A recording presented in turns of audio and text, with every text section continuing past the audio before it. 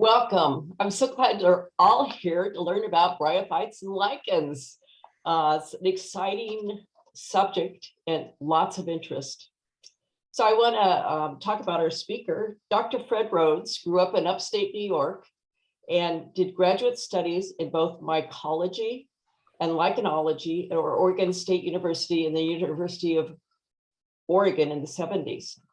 For his master's and PhD theses, he studied the growth rates and population biology of the most important Northwest foliose lichen called Lobaria oregana. And he'll tell you more about that. I didn't know it grew up in the Doug fir. From 1977 to 2009, Fred was an instructor of biology at Western Washington University in Bellingham, where he taught a variety of courses until retiring. He currently lives in Bellingham and continues to give the occasional program and weekend field workshops. Actually, the way I found out about Fred was that he was presenting at the Puget Sound Mycological Society. So in October, he will give us a mushroom talk. So I'm looking forward to that too. He continues to spend much of his time photographing a variety of lower life forms, including mushrooms, lichens, bryophytes, slime molds, one of my favorites, and the odd plant and animal.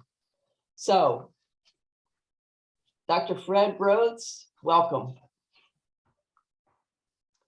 Thank you, one and all. Very nice to see so many people want to find out a little bit about lichens and bryophytes. I always kick myself when I volunteer to do both together because it's a lot to get through.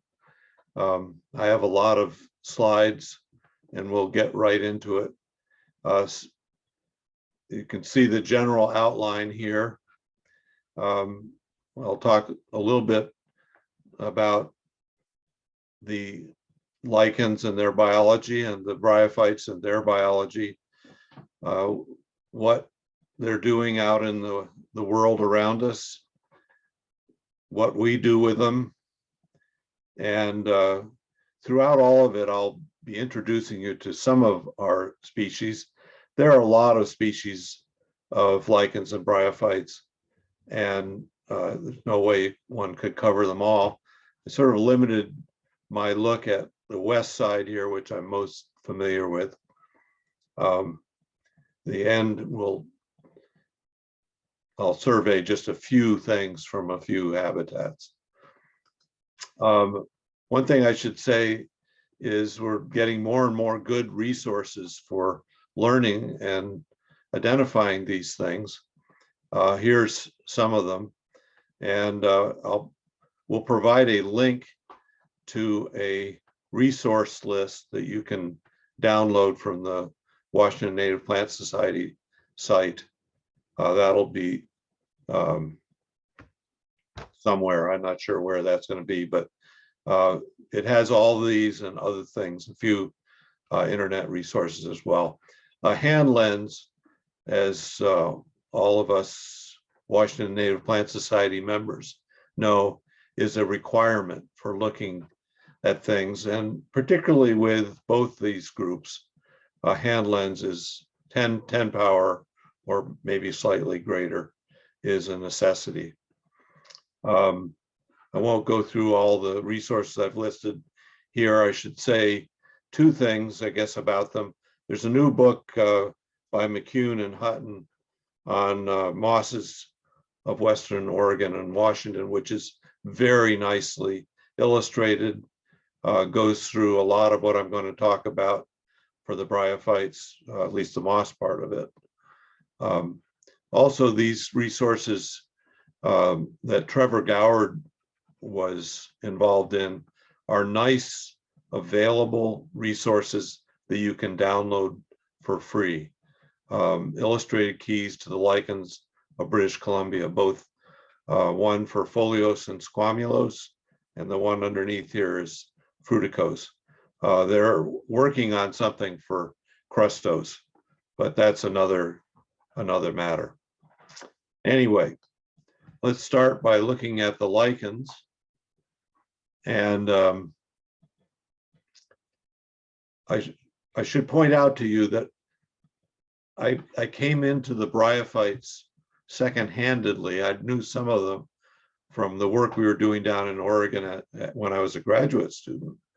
But I learned them mostly because I had to teach about them at Western. It was one of my the classes I had to teach. So I did learn about the bryophytes, but it's not my main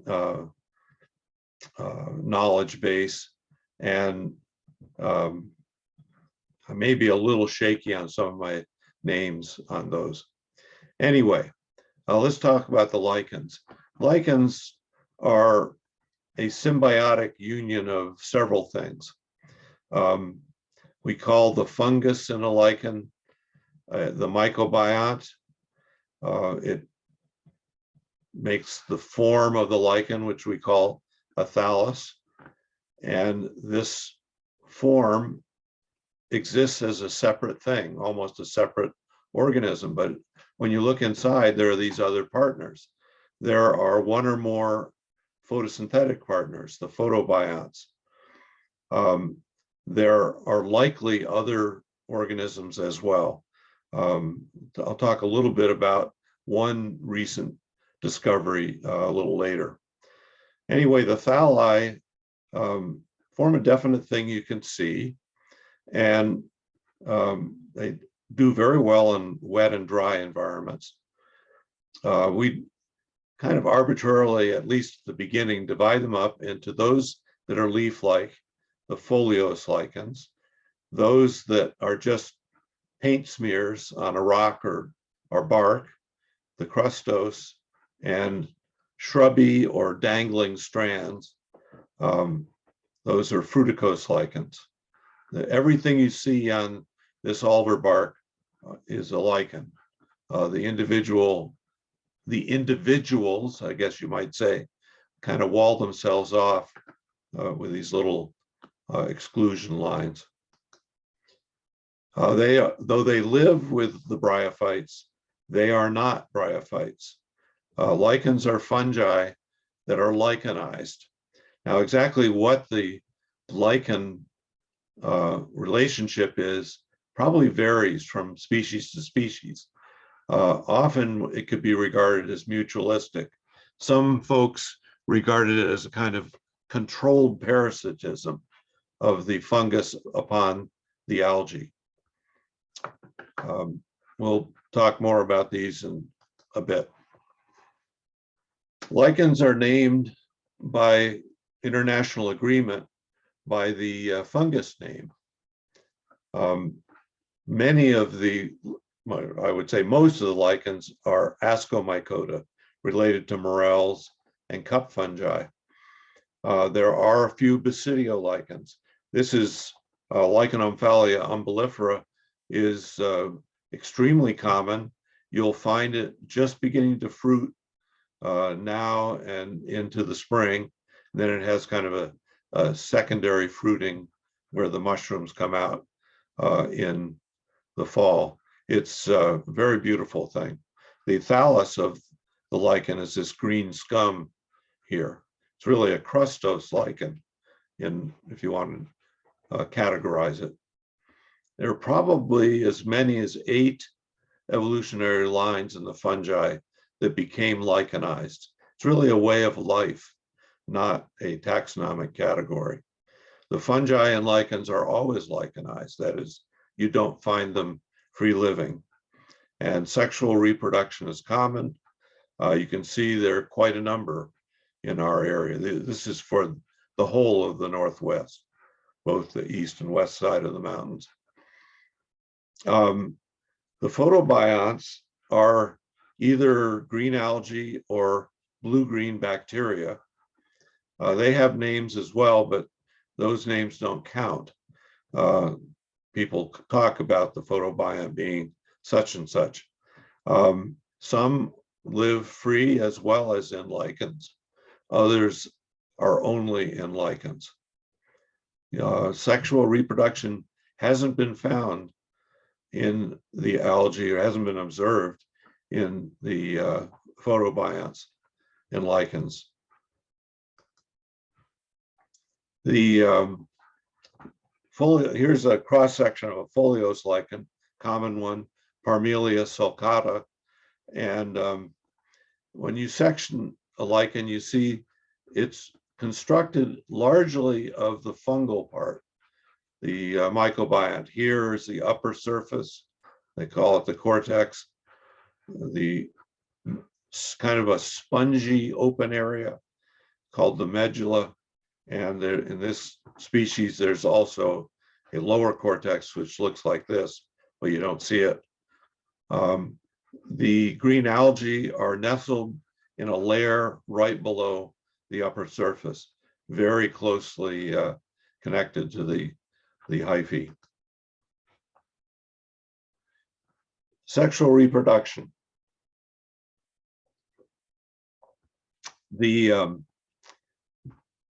The wild fungi that we know, and actually this red, the scarlet cup fungus should be in the woods now. I haven't been out to see it, but it certainly shows up when it's there.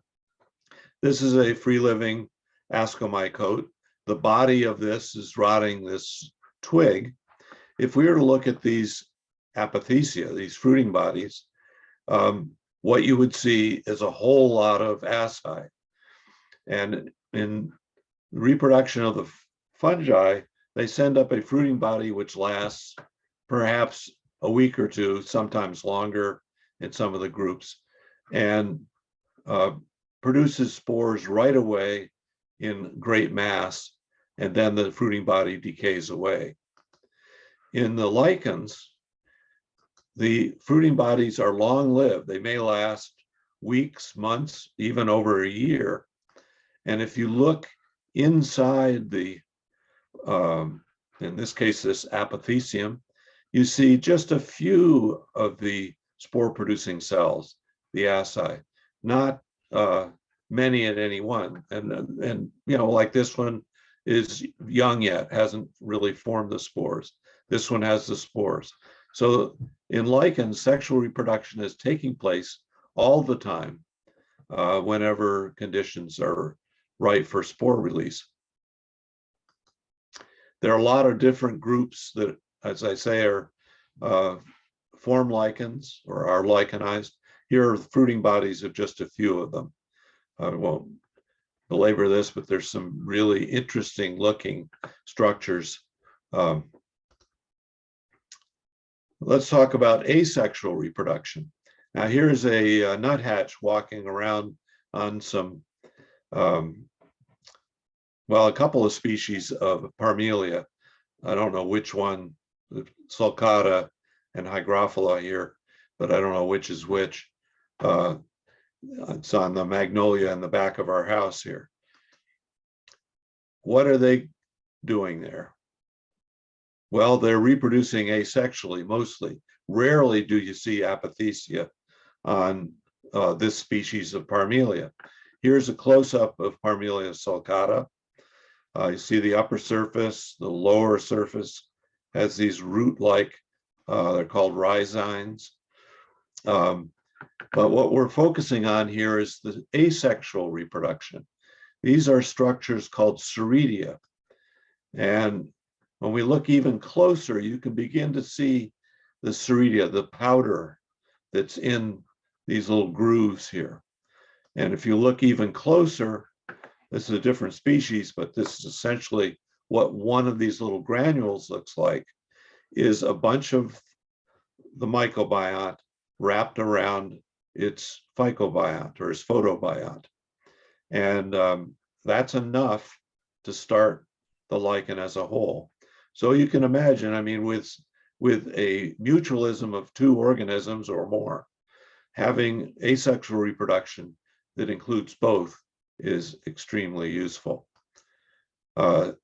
Birds walk around on the asexual reproduction, the ceridia, pick them up and travel somewhere else and lay them down. Wind blows these. They're small enough to be wind blown. Water splashes. Very successful way. Another form of asexual reproduction, and the reason I mentioned these two is they're extremely important to recognize the difference and what these are for identification, because in many cases, the species are distinguished based on the presence of one of these or another. And there are actually some other kinds of asexual reproduction as well, but these are the two main ones. Isidia, seen here closer, differ from Cerediia in that they have an outer covering. So they're little wart-like outgrowths from the upper surface that break off and again can easily be scattered around. This is Parmelia squarosa, different species, but it's isidiate. Parmelia sulcata is cerediate. How do we identify lichens? Well, the thallus growth form is important. Its color, there are a number of kind of greenish or off greenish colors. You look in a lichen book and you can see and you'll see it throughout the show here tonight, the variety of colors of never really grass green, at least when they're dry. And most of the keys depend on dry color for their identification. Presence of reproductive structures, both sexual and asexual. And for crustose lichens, you need to look at the nature of the spores. Almost definitely requires the use of a microscope. Various kinds of surface structures. I'm not going to bore you with all the names of all these things. Where they grow is extremely important. And finally, the chemistry. Lichens were one group of organisms where chemical determination, even before DNA sequencing, was extremely important. There are complex lichen acids in lichens produced by the mycobiont that have a variety of roles, but they can be determined through simple spot tests, like the use of these spot reagents, like K, for instance. It used to be that they were microcrystallized and identified that way. Nowadays, thin layer chromatography is used to separate out the different lichen compounds. This spot test, there are three common spot reagents, K, C, and P. But K on lichens in the family Stacy always contain this compound parietin, which turns purple in K.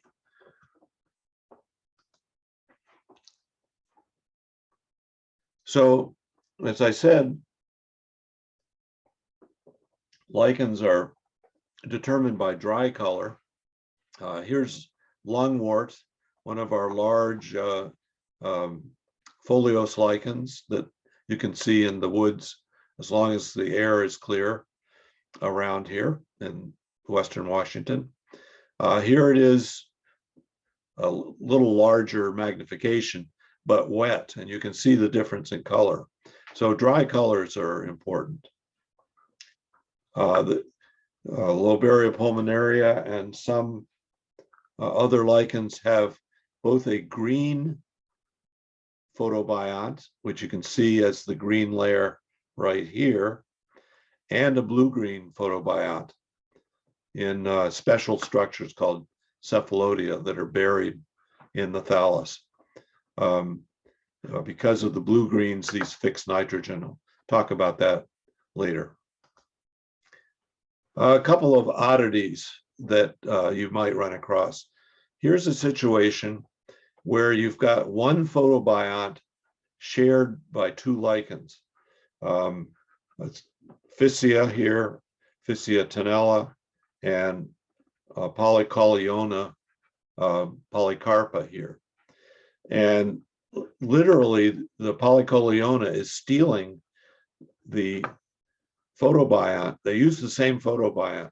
So you can see the edges over here are turning orange because perhaps some of the spores from a thallus landed here and is beginning to form a thallus of the polycoliona on top of the physia, taking its algae. This combination is actually not uncommon around. Keep your eyes peeled once you learn these two lichens.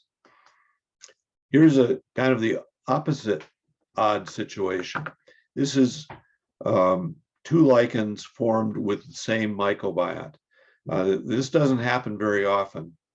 It's usually in these lichens that have, well, it's always in these lichens that have both a cyanobacterium, a blue-green bacterium, and a green alga. Sorry about that. Somebody will answer it. So in this case, the same mycobiont forms two apparently different morphs, depending on which photobiont is dominant. In the cyanomorph, the blue-green is dominant. That's this foliose thallus here. In the chloromorph, the green is dominant. That's this one.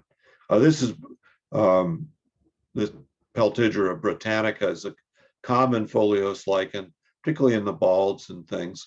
And occasionally you'll see both these morphs together. It's interesting, the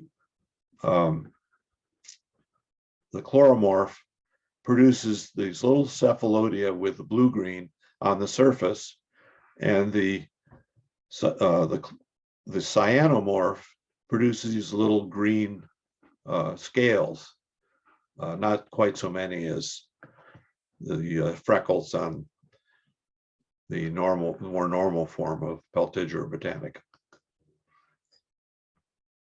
Many lichens may have more than one mycobiont, and this is something that just Tony Spribble came out with this bombshell of an announcement several falls ago. Basically, he was looking at these two lichens, what was once called Bryoria tortuosa and Bryoria fremontii. These are fruticose lichens that are common in the lowland understory up into the Cascades over onto the east side, where they can be quite abundant, particularly the browner form here.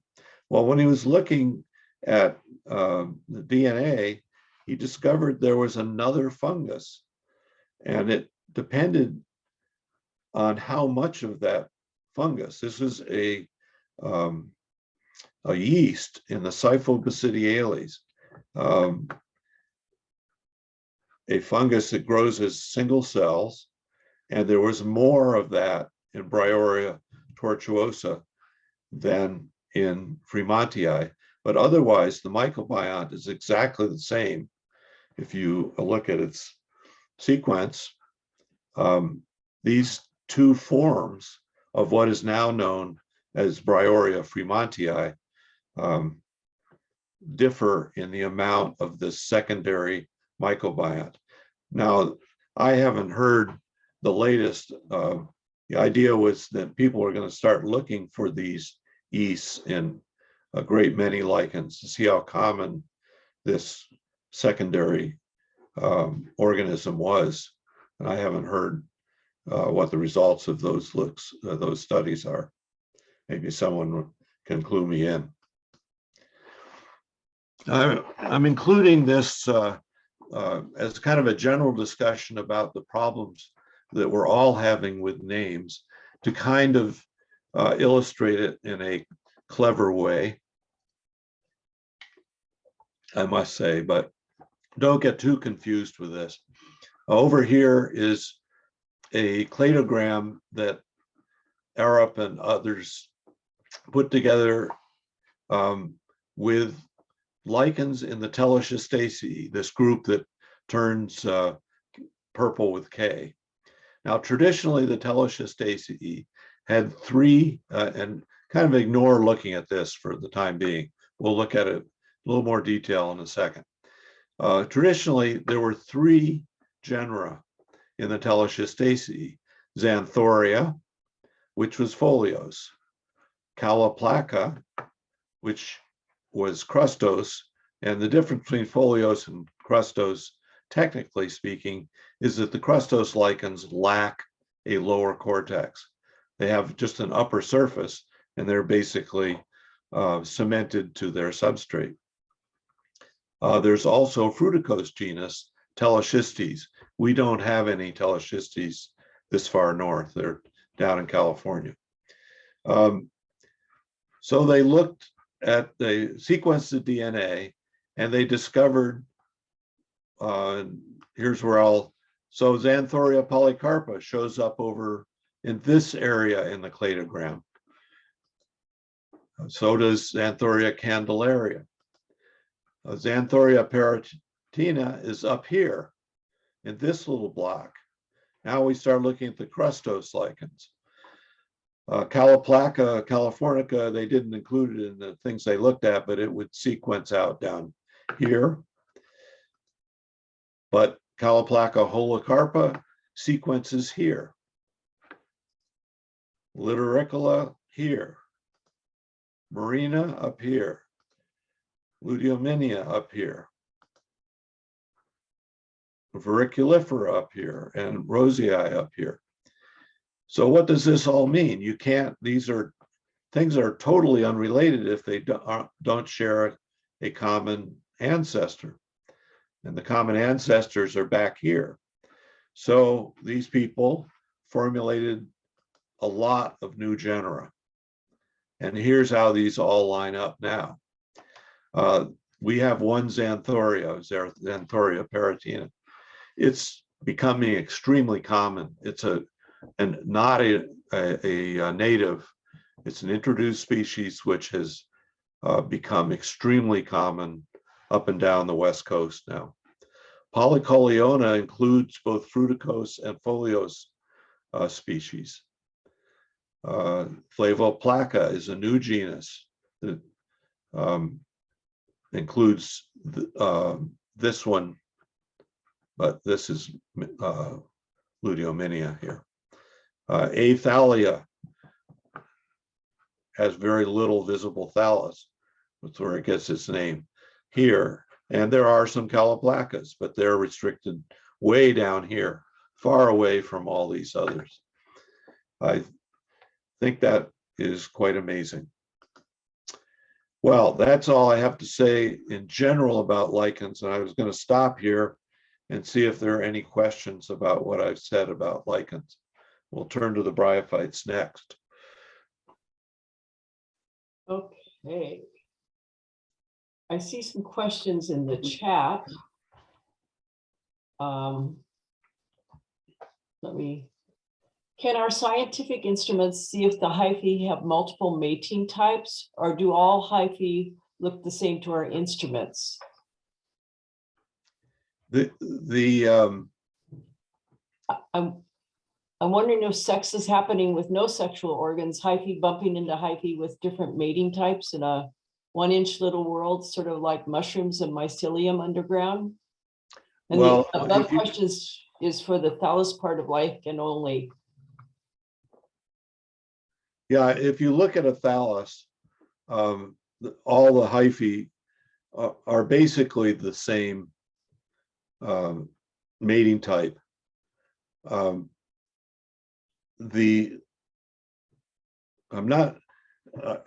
actually haven't followed all this along very well, so there may be more to this than I know about, but my understanding is lichens are essentially haploid. They have a single set of genes, and like the ascomycota that they're a part of, they put out male and female structures that release, well, the male releases spore-like things, which then fuse with the female structure, and just in the apothecium are there two sets of genes, two diploid, but the rest of the hyphae in the lichen are essentially haploid. and mating type, I don't know. There's some complex goings on in the fungi as a whole, as far as to how fungi know whether to reproduce with one another. It involves chemistry, and I won't go into what little I know about mating type, but in any case, I suppose there might be something similar in lichens, so that a male element from this individual here can't actually fuse with the female element of this individual, but would have to go over to somewhere else where there's a different mating type. But I don't know really the answer.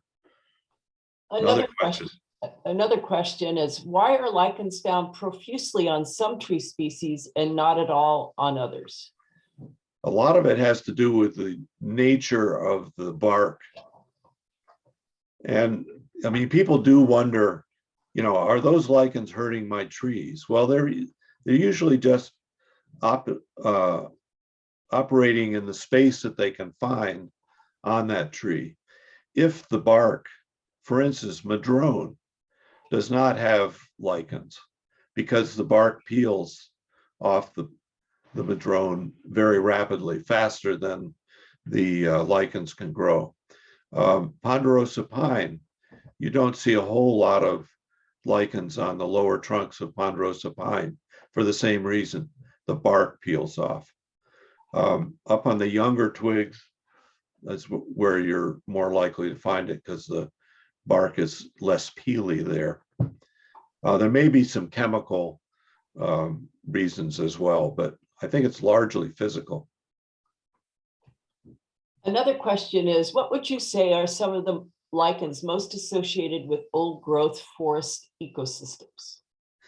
I'll talk a little bit about that towards the end of the talk. There are old growth endemics.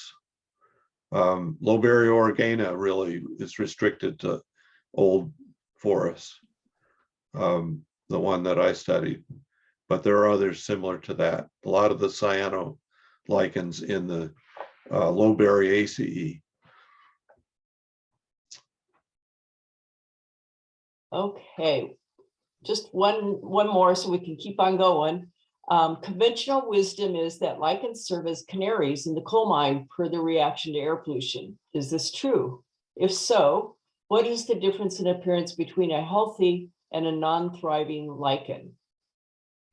I'll talk about that when we get to talking about human use. So I'll leave that till later. Okay, Good question though. Okay, and then one other, what's in K? What are the chemicals in K? K is 20% potassium hydroxide. C is essentially household bleach. It's an oxidizing form of chlorine compound. I don't know what the official substance is. And P is phenylene diamine. It's used to be used in photographic developers. It's a dye which reacts with certain of the lichen acids to produce yellow and red colors. Okay, that's the end of the questions for now. Okay, well, see you next break. Okay. Yeah, so we're going to talk about the bryophytes now. And have to remember that bryophytes are true plants. They just, unlike the rest of the plants we know and love, they haven't a vascular system. The bryophytes we do see, the mosses, liverworts, and hornworts, and I'll distinguish between those in a little bit, are basically descendants of the first plants that were successful on the dry land of the earth back a long time ago. Bryophytes, like all plants, have two life forms, the gametophyte and sporophyte. Well, I hope to explain in detail what that's all about in just a moment. The mosses, liverworts, and hornworts are easily told if you can find their sporophytes. And I'll just show you in a bit the difference between the three. There are not as many bryophytes as lichens in the Northwest, but there are a lot of them. Elva Lawton and her moss, and this is again for the whole, well, the first two anyway are for the whole Northwest. It's about 600 species were treated in Lawton's old mosses of the Pacific Northwest. There are about 350, 345 species of liverworts according to Schofield, who has a very nice key to the genera of liverworts. And according to David Wagner's key to Oregon hornworts, there are, I think, 21 down there. I'm not sure for Washington what that number would be, but it's a low number, like 20 or something. So here's a very simple evolutionary tree showing the three bryophyte groups and the higher vascular plants. This little star would represent the evolution of the vascular system. This is a handout. I throw it in here. Please don't get upset because there's so much to read here. And I'm not going to go through all this, but I could post it with the resource guide if you're interested. It's something I used to hand out in one of the classes I taught that compares the relationship of the sporophyte and gametophyte in the bryophytes, the ferns, the conifers, the pine family, and the flowering plants. All of these have sporophytes and gametophytes. And the trick over evolutionary time was the increasing importance of the sporophyte. Sporophytes in mosses are about equal. Here you see the spore cases on the ends of their setas here, about equal in extent to the gametophytes, the green part that you see, and what makes mosses and other bryophytes green. Fern plants that we see are the sporophyte, but they do have gametophytes, and you can find them. For the pine and flowering plants, the gametophytes are greatly reduced. They're microscopic in size. You really need a microscope to see them. And in the flowering plants, the gametophytes are reduced to things that just have a couple of cells and nuclei. The male gametophytes are pollen grains, but you can go read up on all that. Let's get on to the bryophytes. One thing about both mosses and lichens is that they hydrate very quickly and start their photosynthetic activities extremely quickly. In the mosses, it's been shown that a dry moss, like this ceratodon here, common red-stemmed moss that grows on lots of places, including rooftops, after 5 minutes, it's fully hydrated, and within 15 minutes, they're actively photosynthesizing. Mosses particularly are adapted to lower levels of sunlight.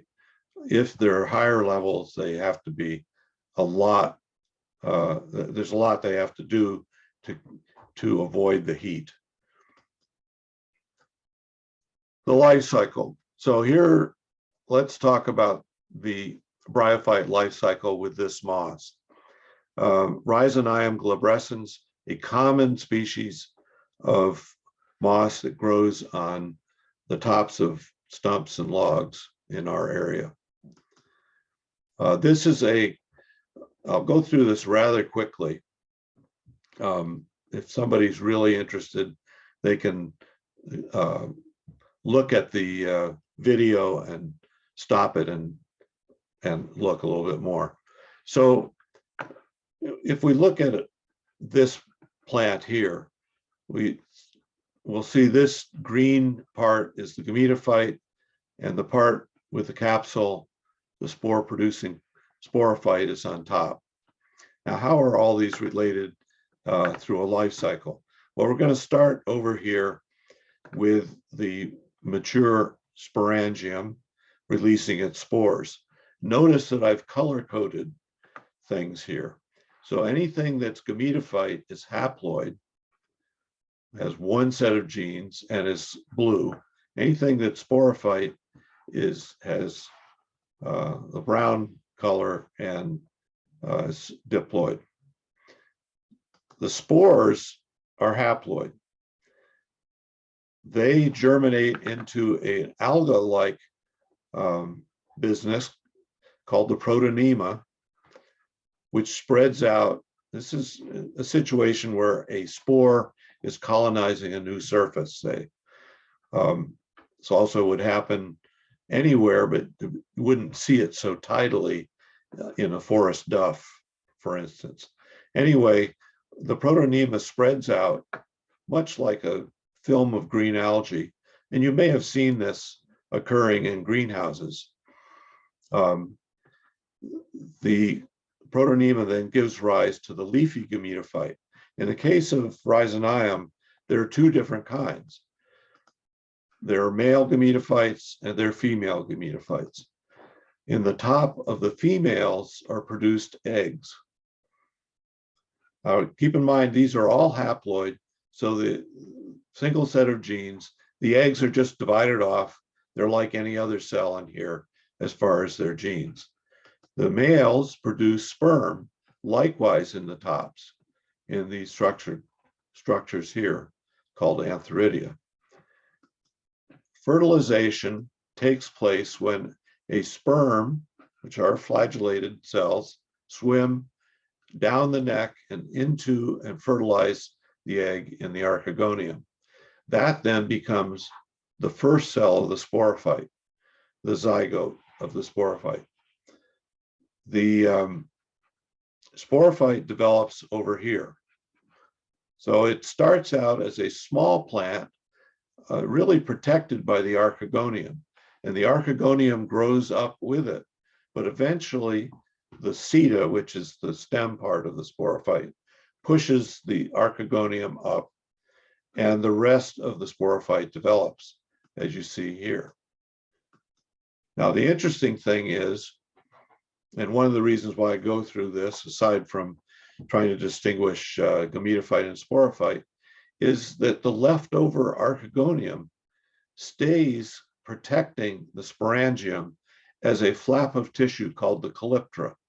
And the calyptra can often be a useful feature in terms of identifying things. Eventually, the calyptra will fall off. You're left with the spore capsule. It has a little lid. Inside, meiosis occurs. Keep in mind, once fertilization happened, there are two sets of genes here, one from the male and one from the female. All the cells in a sporophyte are diploid until you get to the capsule where the spores are formed by meiosis. The covering falls off, it's called the operculum, revealing some arrangement of teeth called the peristome, just really means around the opening here. So the important features of mosses to notice are the stems with their leaves. There may be rhizoids at the base, root-like holdfasts, but those are not roots. And in the sporophyte, you have the seta and the capsule and the peristome.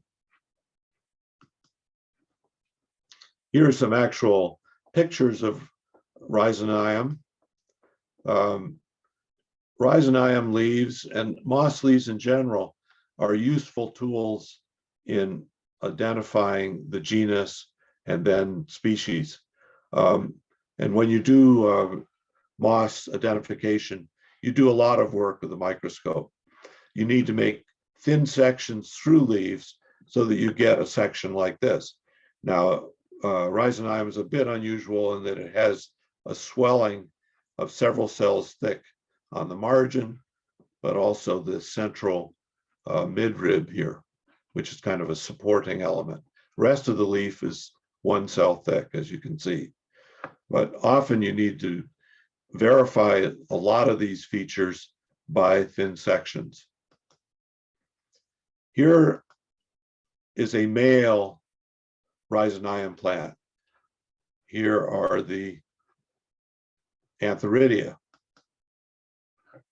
shown here in cross section in a stained section. Somehow, the sperm from this male plant make it to the female plant. Now, I should say, not all mosses have male and female, but some of them do, gametophytes. In some cases, the sexes are on the same plant. In other cases, the males are tiny little parasites on the larger female plants. All kinds of weird things happen. In any case, the sperm make their way over here. In rhizonium, you can see that this arrangement of the leaves makes a splash cup. So when a drop hits this, it will splash over to a neighboring female plant. But animals can carry the sperm as well. Here's the female plant. In the top of the female plant are the archegonia. Once fertilization has occurred, you get a zygote, and then it begins to divide into the sporophyte. And this will eventually, along with the archegonium, develop further in that sequence that I showed before. So here's a bunch of both male and females with their sporophytes. The sporophytes of the mosses are beautiful structures, perfectly designed to scatter spores. There are many, many different designs. This is the standard, probably the most common design, where you have a cone of teeth with these outer teeth, you can see here, that are hygroscopic. They move by being wet and dry, changes in wet and dry. And when they are dry, they kind of spray out, dragging spores with them. So it's perfect adaptation for a structure which requires dry conditions to spread its spores.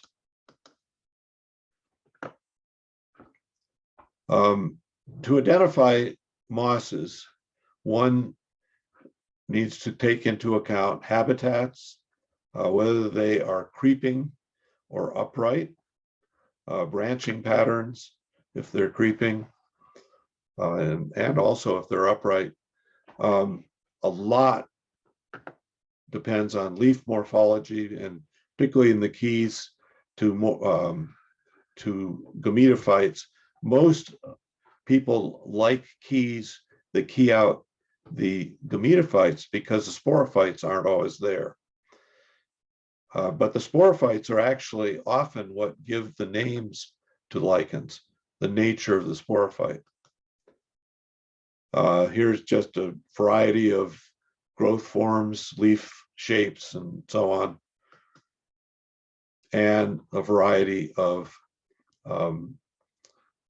capsule types, sporophyte shapes, and teeth arrangements. I'll show you some of these as we go along.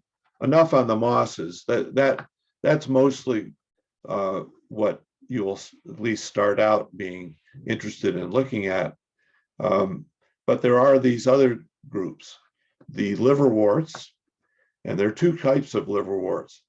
Thallose ones that have kind of strap-like bodies, like foliose lichens, really, and leafy liverworts, which are probably more common, but less appreciated. In each case, the sporophyte part of the life cycle looks something like this. They're very simple. They don't have the complex teeth of a moss sporophyte. I'll show you some pictures of these coming up. Hornworts have unique sporophytes that are essentially exuded out of the gametophyte. The gametophyte is thallose.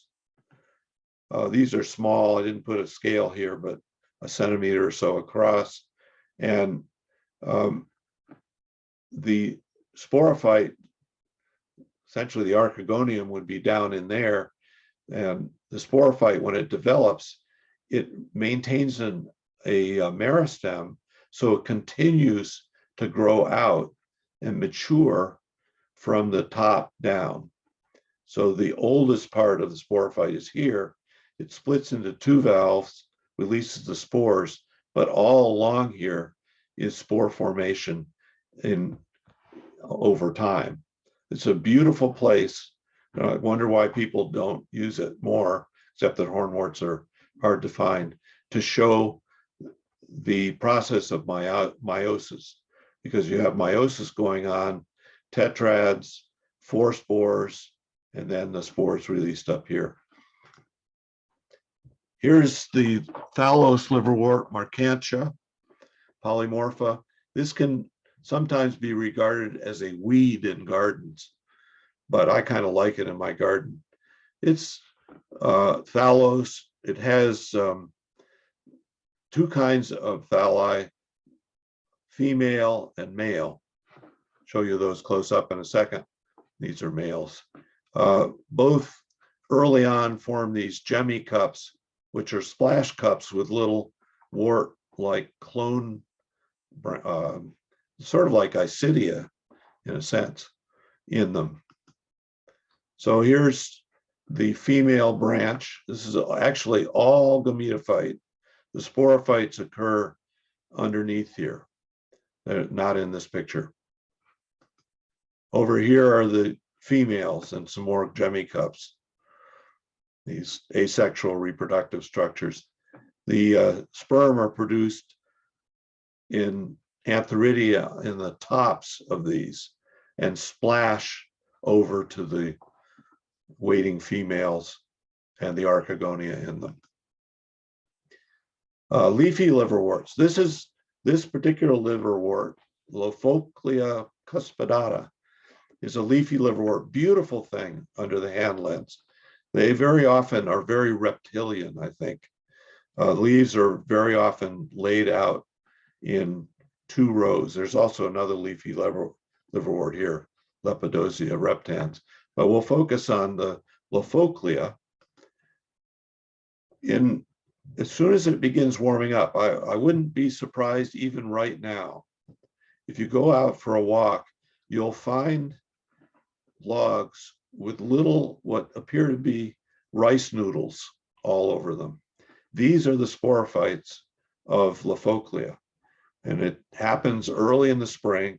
It's, other WNPS people go out looking for the first flowers, the Indian plum and red flowering currant and so on. But I look for Lofoclia as a sign of spring because it is extremely common on logs that have been warmed by the sun after a rain. Keep your eye out for it. Here's a close-up of the sporophytes that elongate very rapidly, a matter of hours, and then split into 4 valves to release the spores. Hornworts. Here are the hornwort. I think this may be Phaeosterus, but I'm not sure. Phaeosterus has yellow spores, but you see this involucre around the young sporophyte. Here's older sporophytes. These commonly grow in the lowland mountains along roadsides and ditches. That's where I always find them. And the spores. So here are the two valves in this case, in this sporophyte. And there's a central sterile thread or two, and the spores being released there. Hornworts are, this is definitely Phaeoceras with its golden yellow spores. Hornworts need to be better recognized. They're very interesting organisms. Well, here we are. Any questions about the bryophytes? Let's see. Well, first of all, those are amazing photos. I love seeing up close, and it's so complex. All right, I'm getting, it's in the chat that I'm having to go. Yeah, bryophytes are beautiful plants. I think people miss out not learning a little bit about the bryophytes and looking at them closely. They're very beautiful.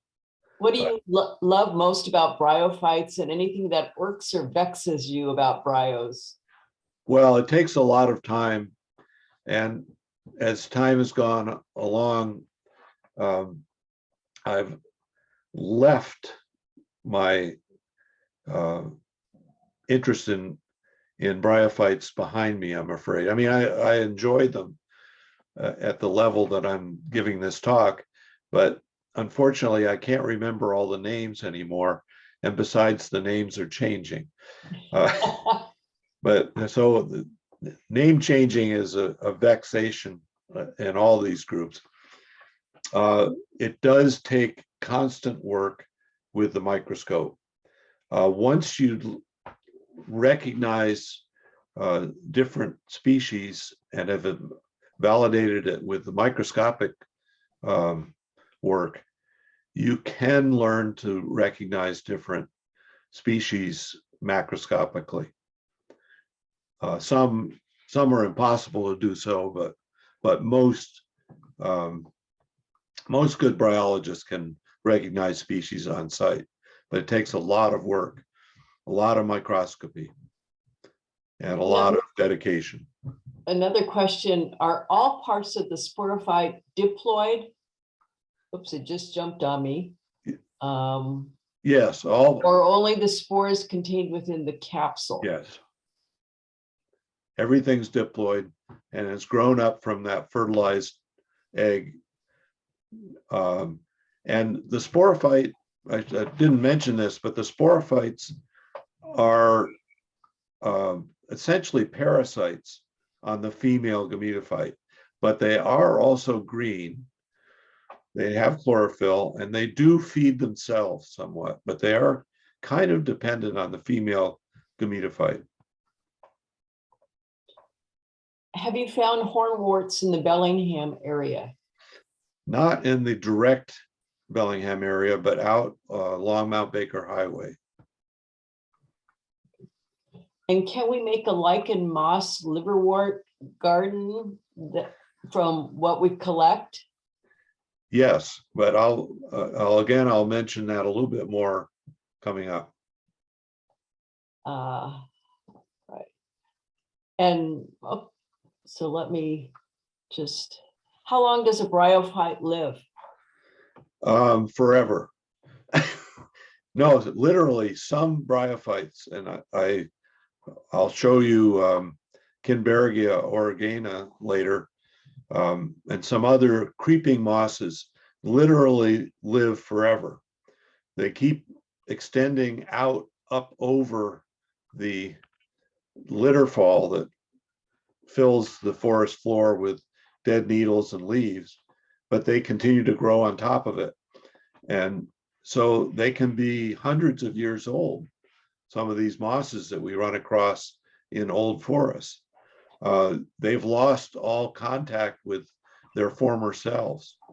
They may actually be growing next to themselves, even though they're separate plants, because the contact was rotted away behind. So, but most bryophytes, I would say, have a given plant that you see probably has maybe 1 to 5 year age. Then they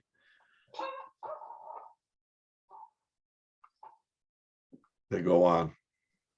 Okay, I think we can go ahead. Okay, so now we're just going to talk a little bit about ecology and human use.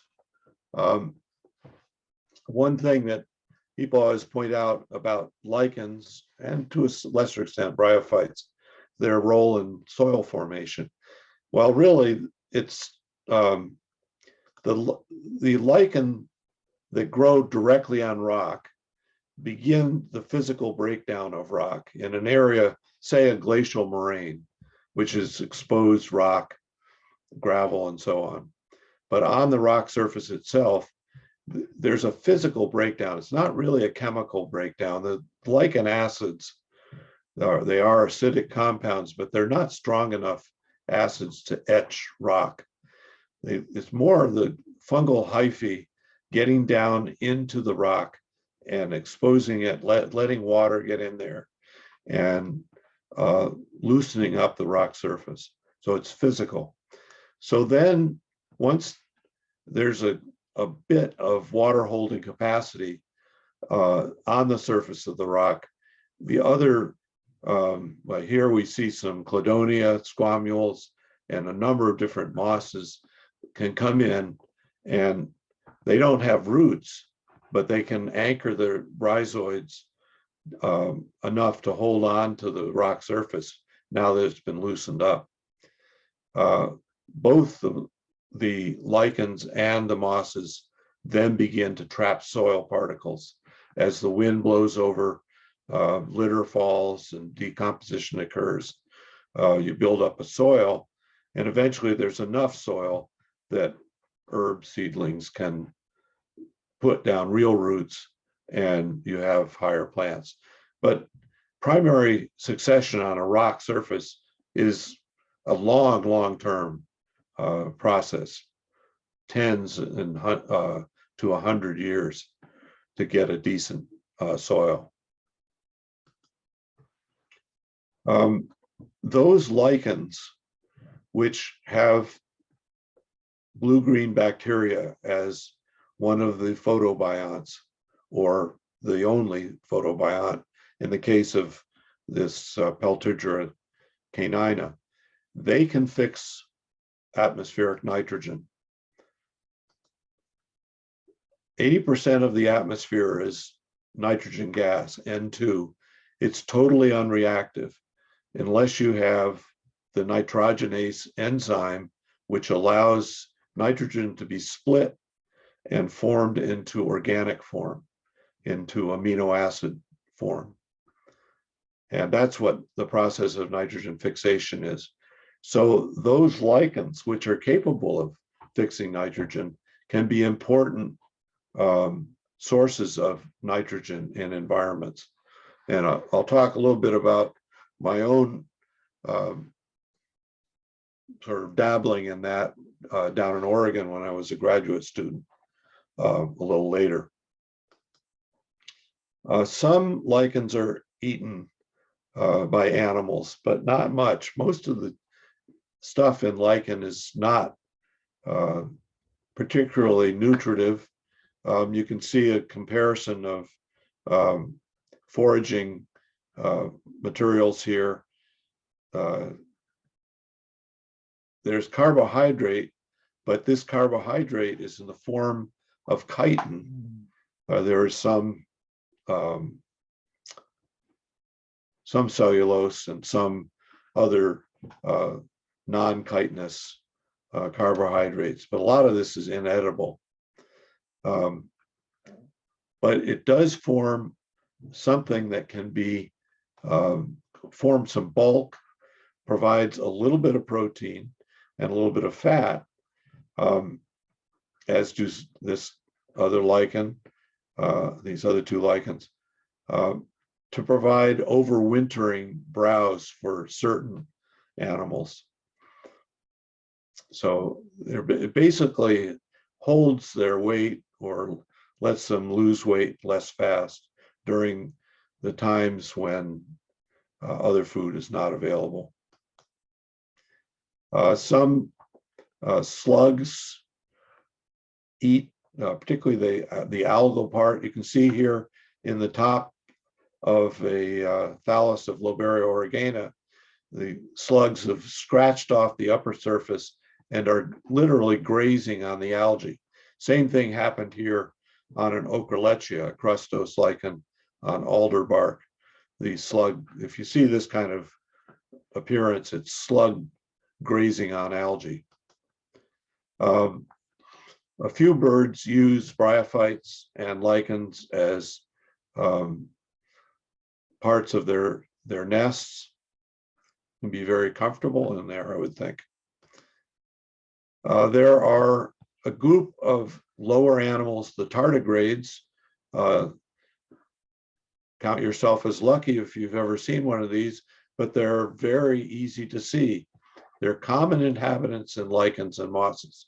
If you take a cluster of moss or lichen, put it in a petri dish, soak it with distilled water overnight, and look with a dissecting microscope in the distilled water the next day, undoubtedly you'll find these guys.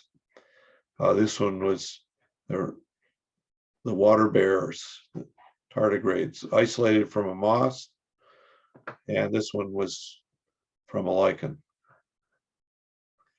These are these organisms that they're lowly worm-like things that have gone to outer space and survived being put out into literally raw outer space. They do very well in lichens.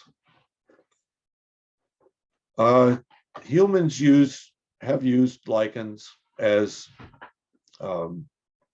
monitors of air quality. And there are a number of ways you can do it.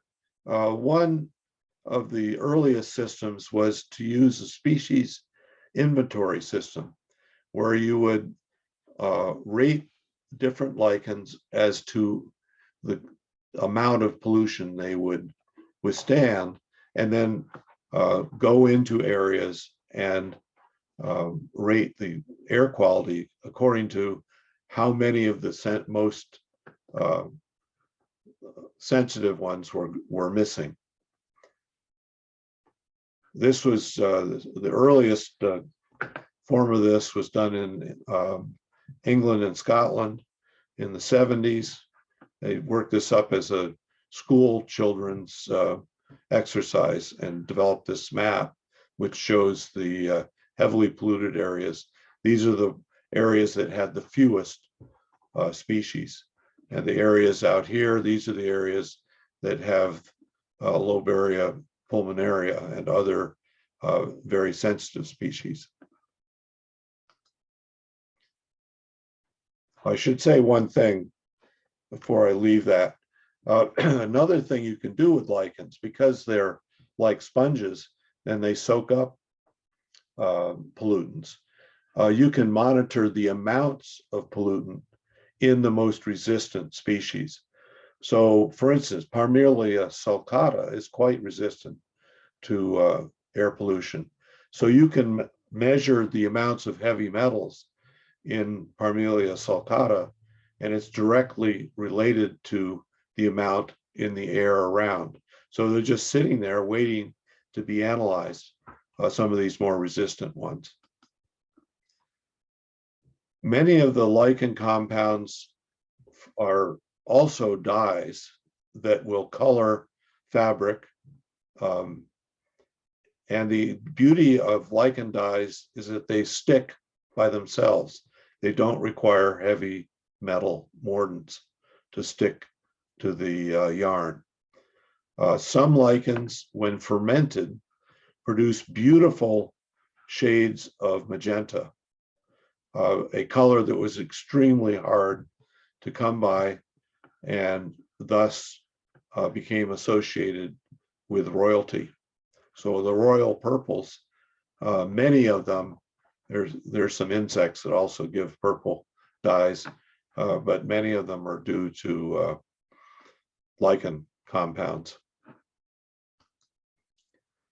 Lichens can be used to date unknown, the surfaces of rocks that are unknown in age. You do this by measuring the growth of lichens on rocks of known age, by comparing sizes on known age. Rocks, particularly places like cemeteries, have rocks of known age. And then figuring out a growth rate, and then on unknown age, for instance, rocks on glacial moraines have been dated using this this process called lichenometry. This was a cairn up in southeast Alaska that had a foliose lichen, Parmelios saxatilis, which actually grows quite quickly. This is the difference. I superimposed the image from 1998 and the image 2001. See, it had grown about a centimeter in that 3-year period. So it really didn't work out as we had hoped, that there be something on this cairn that could be used to date it back 300 years, which the guy who showed me this wanted it to be. But it sort of depends on what you call one thallus. So if you look at this thallus here, this might actually be all one thallus that started here and grew out this one to here. And there might be some others down here that are even larger. So when you do that, you get the age spanning back into the 100 to 300 year realm, but hard to say for sure. The story of this cairn is for another day. Interesting structure. Peat moss is used to amend soils, although people are getting to where they are suggesting not using peat so much, because so much peat is being mined from Canada that it's harming environments. In any case, the genus Sphagnum, a moss here, this is Sphagnum squarosum, and also the phallose liverwort, Connocephalum conicum, prefers wet, boggy environments. Sphagnums are a unique group of mosses in their own group, really. If you look at this, there's a bract here. You can see how lacy it looks. I'll show you why that is in a second and explain why peat moss works the way it does. Here's the formation of the sporangium in Sphagnum. This has an interesting way of releasing spores. This part is actually gametophyte that raises the sporangium. This is all there is to the sporophyte. It's just basically sporangium. It has a lid, which is tightly sealed to the capsule. And when it's ripe, it literally explodes off. And if you're ever in a bog, and if you're really quiet on a hot, sunny day, and there's sphagnum there with sporophytes on it, you can literally hear it firing off. It makes these little popping sounds. Here's a chart that shows some of this, shows the explosive release of spores from the capsule of the sporophyte, but it also shows the nature of the leaves. The leaves are mostly dead cells. Here's a cross section of a leaf with tiny photosynthetic cells running between. That gives the lacy appearance. The dead cells are all hollow. Likewise, on the stems, there are hollow cells. So the reason that peat moss is such a fine soil amendment is it's great at water holding.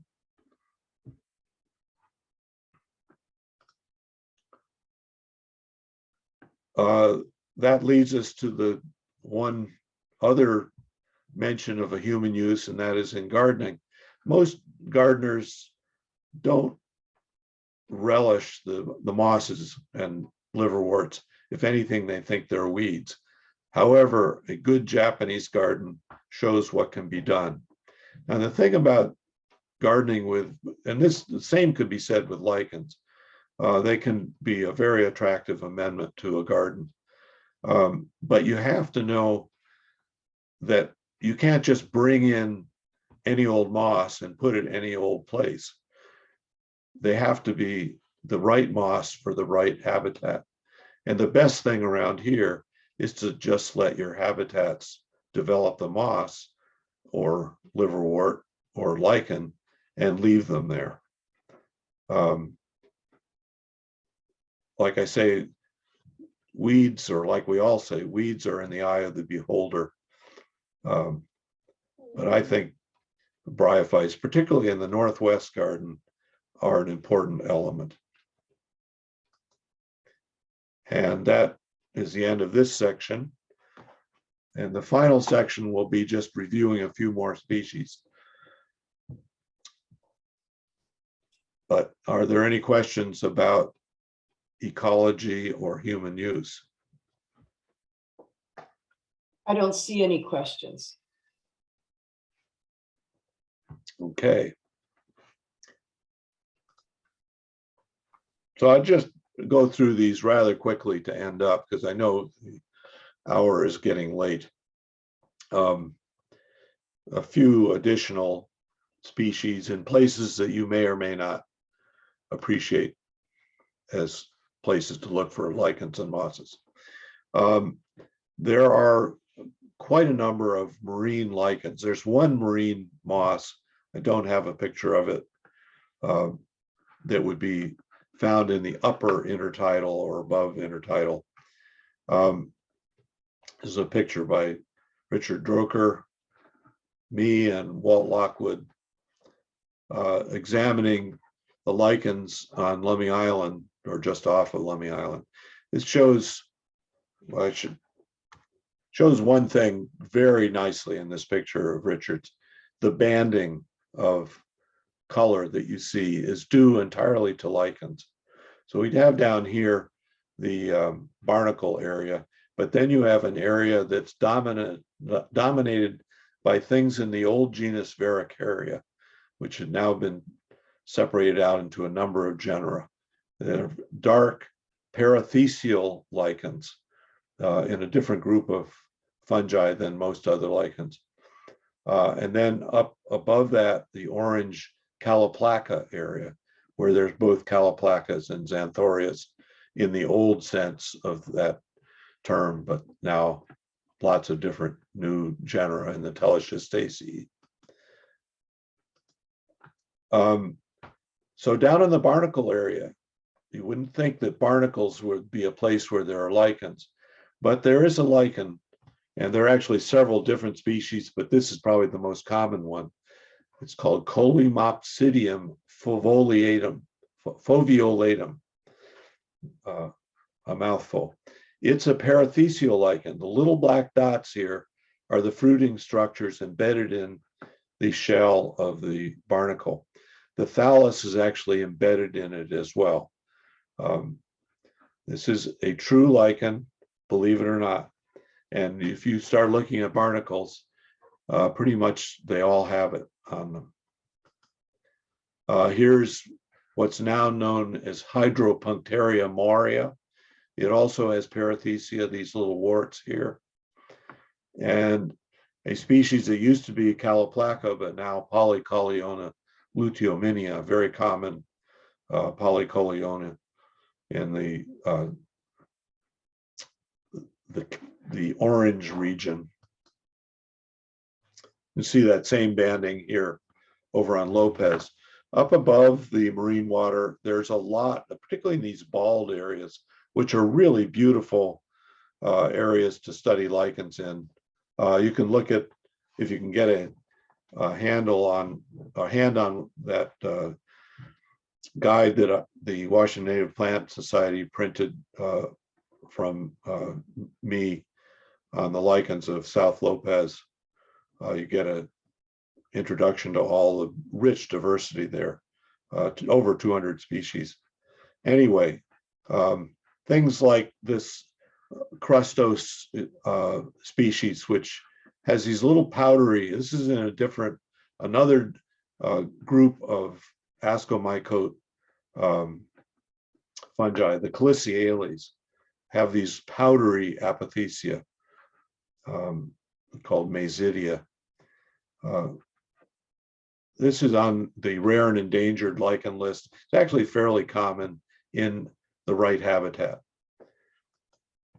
A lichen of that habitat on rocks, but you can find this anywhere, is a very large yellow-green or greenish yellow Xanthoparmelia cumberlandia. This you'll find outside your house, probably on rocks. It's even in the street out in front of our house. It seems to grow very well everywhere. It has large apothecia, so it can be quite a large lichen. Be useful for lichenometry because you can find dated rocks with this on it. Our own coastal reindeer lichen is this species of Cladonia portentosa, variety pacifica.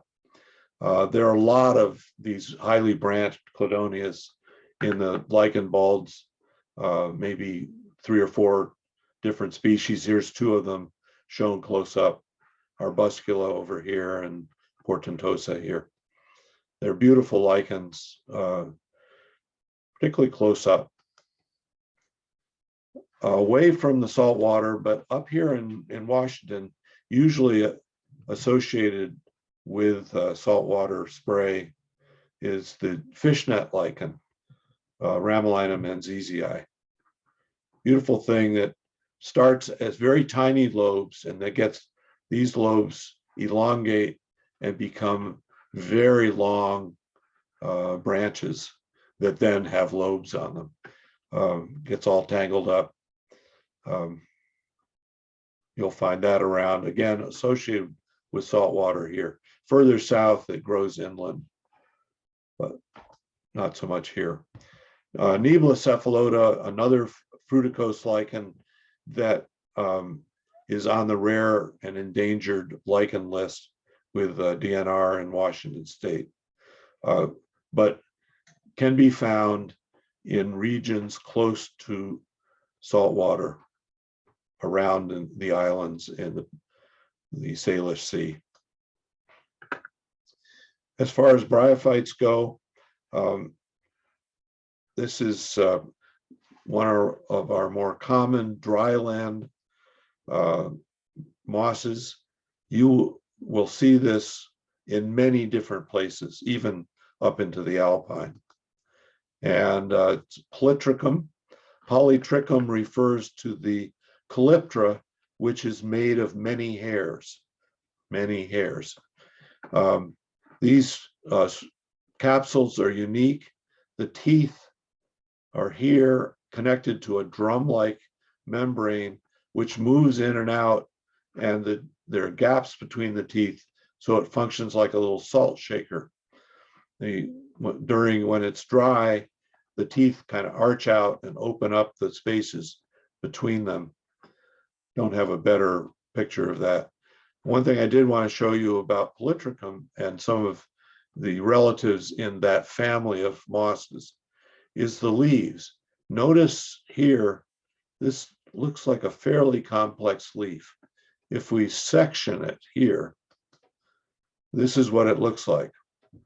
There's a thin layer that almost acts like an upper coating, and then the photosynthetic cells are in rows running down the leaf. These leaves are very complex, almost have evolved into a higher plant leaf with its palisade parenchyma and, you know, a loose area for air exchange, some protection from drying out, totally different evolution of a complex leaf. And in this group of mosses, the Polytrichaceae, there are some elements in the gametophytes that are like vascular elements. They're not true xylem and phloem, but they seem to function somewhat like xylem and phloem.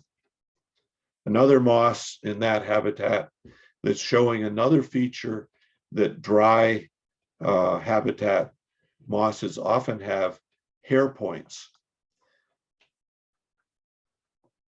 This is Hedwigia ciliata. The ciliata comes from the cilia-like structures around the sporophyte, in the leaves around the sporophyte. But notice that the leaves have these white hair points, which are supposedly reflect the heat off the moss and allow the moss to stay hydrated a little longer.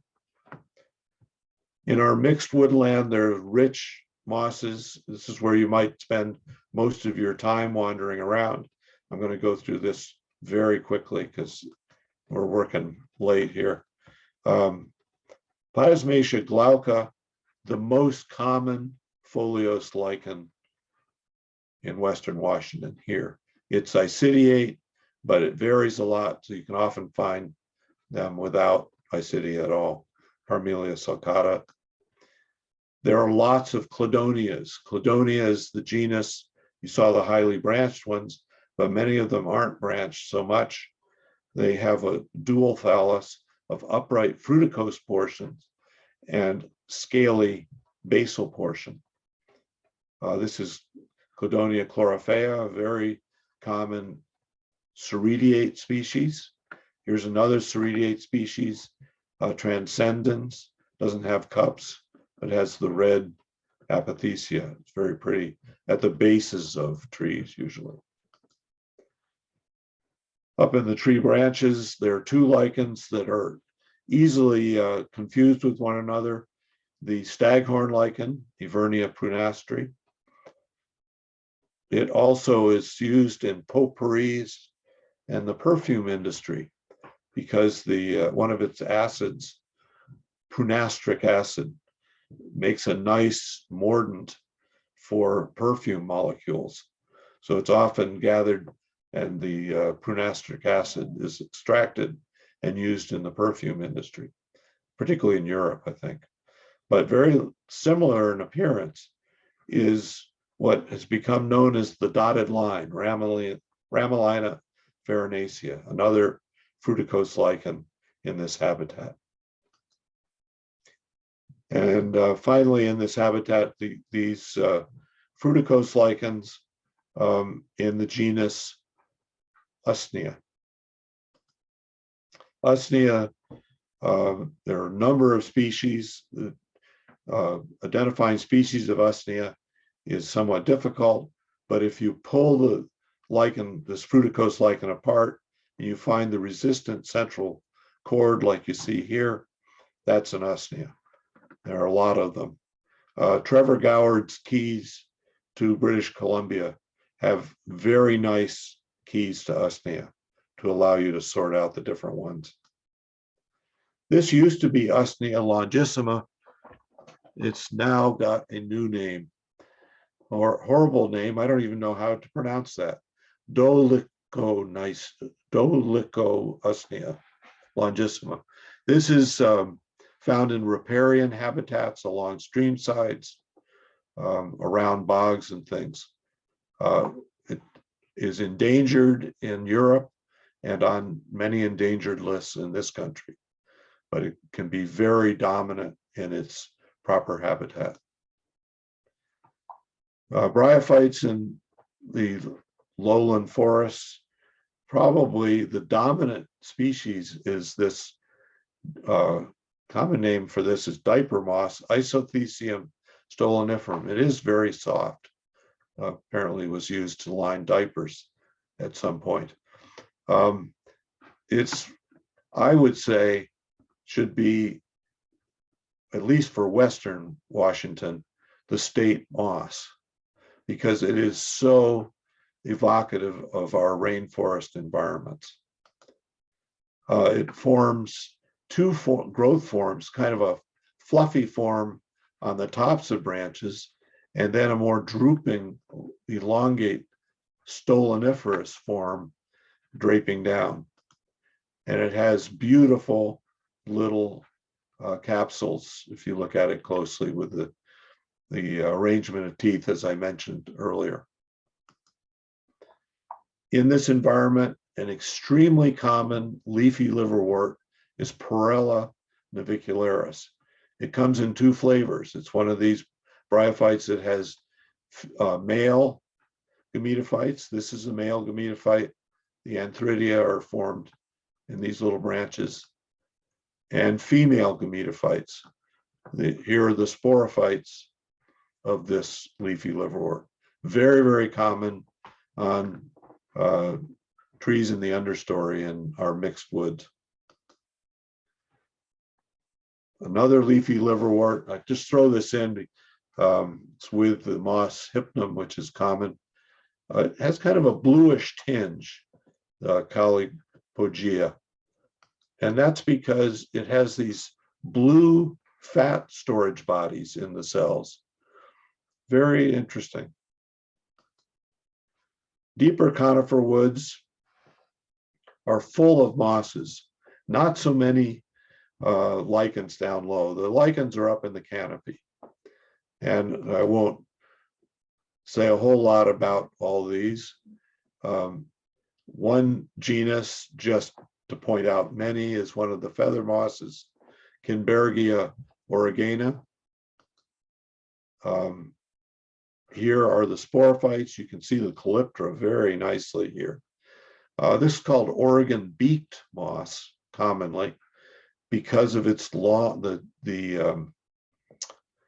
operculum, the lid of the capsule, has this long beak to it. It looks like almost like a heron standing over the water, waiting for fish.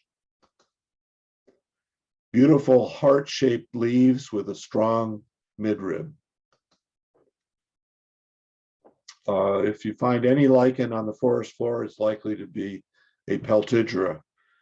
And also this moss, which has the greatest common name of any, it's the electrified cat's tail moss, Rhytidiodelphis trichetris, with one of the peltigeras. Lichens, as I say, are not common in these deep conifer woods, although you'll find this on the trunk. It's one of these caliciales, Spherophorus tuckermani. Up in the canopy, you'll find several lichens. Alectoria is one of them. Looks like Usnea, but doesn't have the central cord. And this is not a good shot, but Lobaria oregana, my friend, this is the upper canopy of one of the old growth Doug firs down in Oregon. Lobaria is a large foliose lichen with a blue-green photobiont, which is in these little warts that you see around in cephalodia. Produces apothecia. It also reproduces asexually with these lobes like this, called lobules. And here I am climbing up an old growth Doug fir back in the 70s when I could actually do anything this dangerous. We used rock climbing techniques to gain access to the canopy, where I studied Lobaria oregana's growth rate and population ecology. And everybody else was looking at other aspects of the canopy environment for mosses, liverworts, and lichens. And one of the things that we discovered, Lobaria oregana is a nitrogen fixer, and it probably accounts for at least 50% of the newly fixed nitrogen in an old growth forest. This is a rather complex cartoon of what goes on, but rain essentially leaches over the lobaria, leaches out nitrogen in a solution of water that drips over everything else, and everybody benefits from the nitrogen fixed in these nitrogen fixing lichens. There are other nitrogen fixers there, but Lobaria is by far the dominant one. Finally, there are certainly plenty of interesting things up in the subalpine and alpine area, and I have only a few moments to show you a couple of them.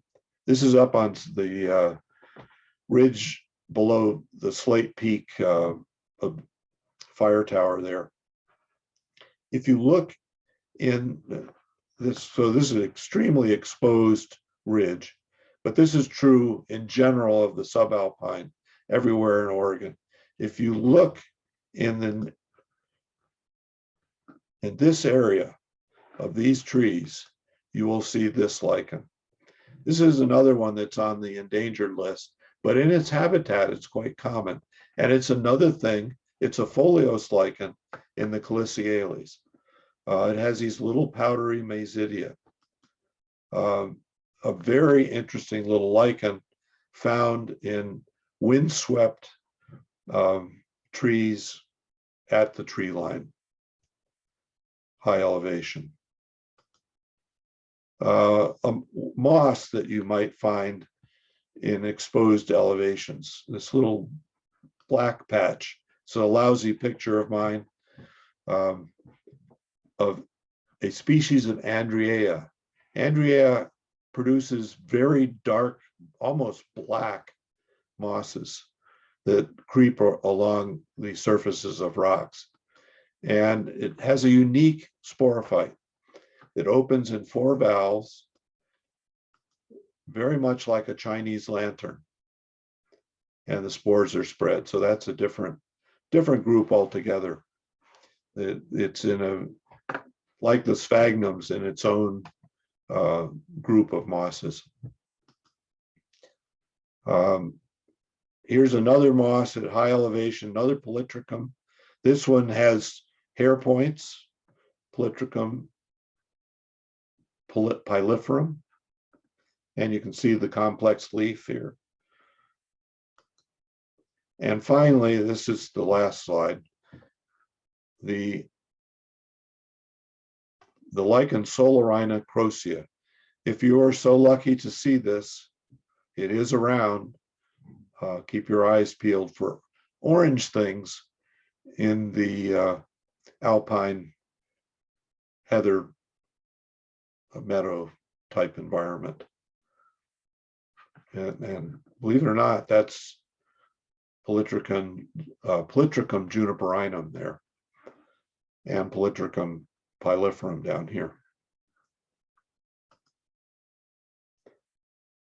So that is the end of what I have to talk to you about.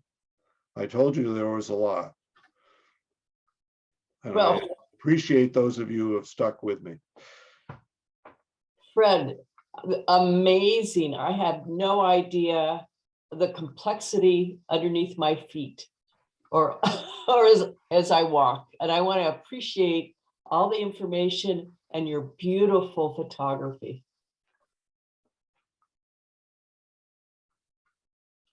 So thank you very much. Thank you. And everybody's talking about they're going to look out hiking. It's beautiful. Thank you. Amazing. Triple wow. I've always wondered, so much beauty. That was very informative. Thank you very much. People enjoyed it. So I'm looking at the chat, and oh, good. I see it. Thank you very much. See everyone out there. And I don't think, fortunately, I don't think lichens or bryophytes get COVID. So Thank you, Fred, and we'll leave you tonight. Okay, good night, everyone.